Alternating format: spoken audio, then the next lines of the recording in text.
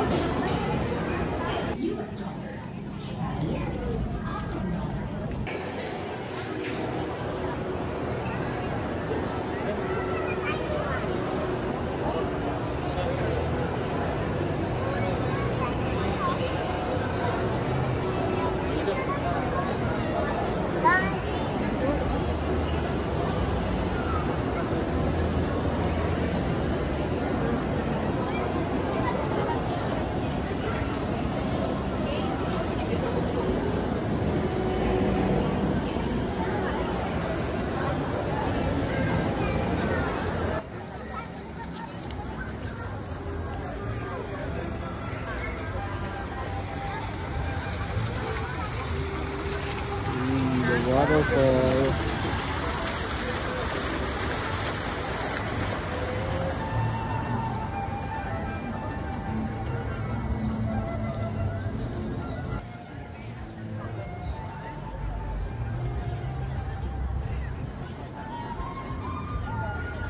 Dito na nga lang din namin napagpasyahan kumain dahil hindi na kami aabot sa Good Taste. Bumaba pa nga kami dyan, ang haba ng pila ng taxi kaya bumalik na lang din kami ulit dito sa food court para dito na lang din kumain. Pagkatapos nga namin kumain ay napagpasyahan namin na pumunta na ng Burnham Park muna habang wala pang oras ng night market kasi 9 PM yung start ng night market.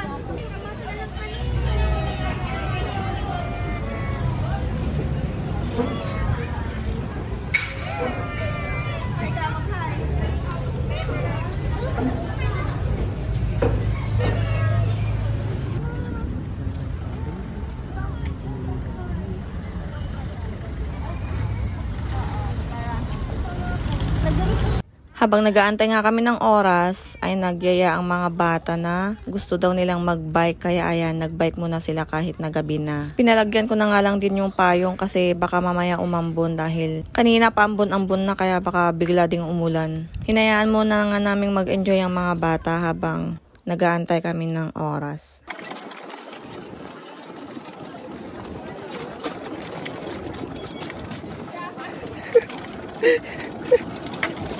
Pagkatapos nga nilang mag-bike ay pumunta na kami ng night market. At syempre, hindi pwedeng hindi namin itry ang tanghulo dito sa Baguio. At medyo hindi ko nagustuhan dahil pati jingipon ko kat na tanghulo matan. Oo nga, yung ngipin ko na-coat na siya nung sugar. Hindi siya crunchy gaya ng napapanood ko. So sad.